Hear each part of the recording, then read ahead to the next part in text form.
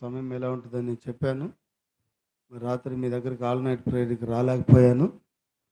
But రాత్రి ఒక స్థలములో మరి కొంతమందికి సువార్త చెప్పడానికి మరి 8:30 కూర్చున్నామండి. మరి కొంచెం భోజనం చేసి 9 కూర్చున్నాము.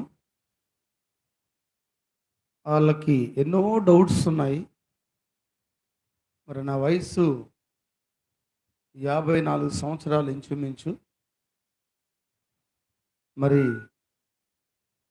వాస్తవంగా ఇది యవనస్తుడి వయసు కాదు, కానీ ఇది వృద్ధుడి వయసే ఇది. ఆమె అయితే మరి వాళ్ళ కూర్చున్న వాళ్ళందరూ కుర్రోళ్ళే,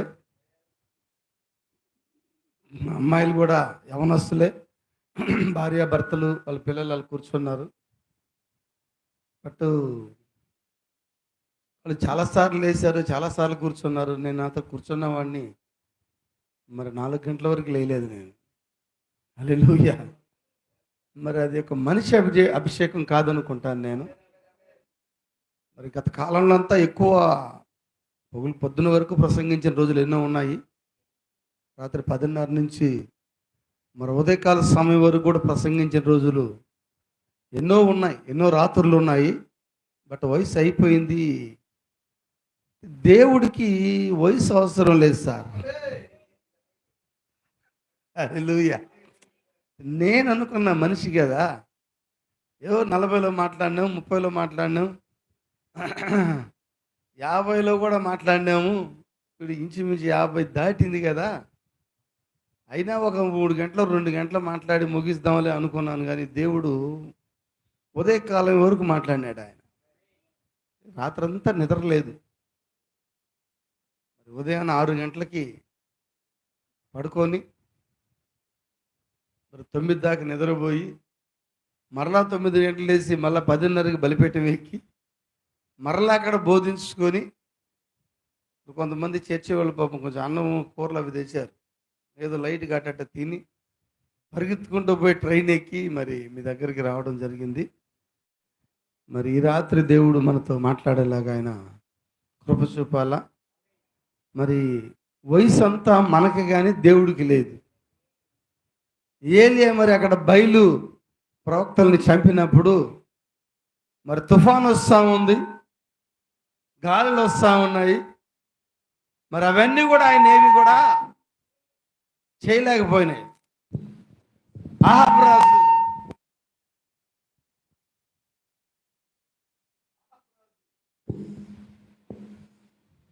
రథం మీద నిలబడుకొని కూర్చొని ఏలియా ఇలా చూశాడంట, రా లిఫ్ట్ ఇస్తానని. ఆమేన్. ఎప్పుడైతే ఏలియా అహాబు రాజు చూశాడో అహాబు రాజు భయం వేసింది. ఈయన చంపినట్టు నన్ను కూడా ఎక్కడ చంపుతాడని వెళ్ళిపోయినాడు అంట. అయితే అహాబు రాజు రథం కన్నా ముందు పోయి ఉన్నాడు ఏలియా. ఆమేన్. అందుకని వయసు అనేది మనకి అని నాకు అర్థమైంది రాత్రి. 54 సంవత్సరాలని నేను నైట్ మాట్లాడగలనా? మరి మాయ రోగాలన్నీ కూడా యాడ్ అవుతా ఉన్నాయి, వయసు అయ్యేకుంది. హల్లెలూయా. మరి ఈ మాయ రోగాల్లో కూడా మాట్లాడతామంటే దేవుడికి రోగం కూడా చూడ్డా ఆయన. నీ రోగం ఆయనకు అవసరం లేదు, నీ బీపీ ఆయనకు అవసరం లేదు, నీ షుగర్ ఆయనకు అవసరం లేదు, నీ యవ్వనం ఆయనకు అవసరం లేదు, నీ వృద్ధాప్యం ఆయనకు అవసరం లేదు. ఆయన ఎవరి ద్వారా అయినా మాట్లాడగలడు. ఆయన చివరికి గాడిద ద్వారా కూడా మాట్లాడినాడు. ఆయనకి ఒక శరీరము ఉంటే చాలు, ఆయన అందులోకి వచ్చి బయలుపరుచుకుంటాడు. ఆయన ఈ చివరి కాలంలో దేవుడికి ఒక ఆలయం ఉంది, అదే ఈ రాత్రి నువ్వు నేనై ఉన్నావు. అందుకని అన్నాడు, నీ దేహమే దేవుని ఆలయం అన్నాడు ఆయన. దేవుడు నివాసించే స్థలం ఏదో కాదు, కానీ ఈ రాత్రి మీరు మేమై ఉన్నాం. ఎంతమంది ఇష్టపడుతున్నారు? సంఘం అనే శరీరమునకు ఆయనే శిరస్సై ఉన్నాడు. మంచిది. మరి ఈరోజు మనం జీవిస్తున్న కాలము మృత్యువుని ఎదుర్కొనే కాలము, రంగుల్ని ఎదుర్కొనే కాలము. పాండ్ర గుర్రం మీద వచ్చుచున్నవాడు మృత్యువు. వాడిని ఎదుర్కోవాలంటే నీవు సింహంలాగా ప్రవర్తించడానికి లేదు, దూడలాగా ప్రవర్తించడానికి లేదు, మనిషిలాగా ప్రవర్తించడానికి లేదు. అయితే పక్షిరాజులాగా ప్రవర్తించాలా. ఎందుకంటే మృత్యు వస్తున్నప్పుడు దేవుడు మృత్యువు లేని, మరణము లేని ఒక జీవిని ఎన్నుకొని ఈ చివరి కాలంలో ఆత్మను నిలబెట్టాడు ఆయన. ఆత్మ అంటుంది, రమ్ము అంటుంది. మరణమా, పౌలు అన్నాడు, నీ ముళ్ళెక్కడా అన్నాడు. ఈరోజు వదివడాల్సిందే. మరణమా, రమ్ము. వ్యాధి, రమ్ము. ఆర్థిక పరిస్థితులు, రమ్ము. చెప్పచ్చా? అప్పుల సమస్యలు, రమ్ము. అంతే కదా. అంటే ఛాలెంజ్. నిందల, రమ్ము. అవమానాల, రమ్ము. చెప్పగలవా నువ్వు? పిలుస్తుందా ఆ యొక్క 4వ జీవి? ప్రకటన గ్రంథం 4వ అధ్యాయంలో మరి 7వ వచనంలో 4 జీవులు ఉన్నాయా? చదువుతారా ఒకసారి? హల్లెలూయా.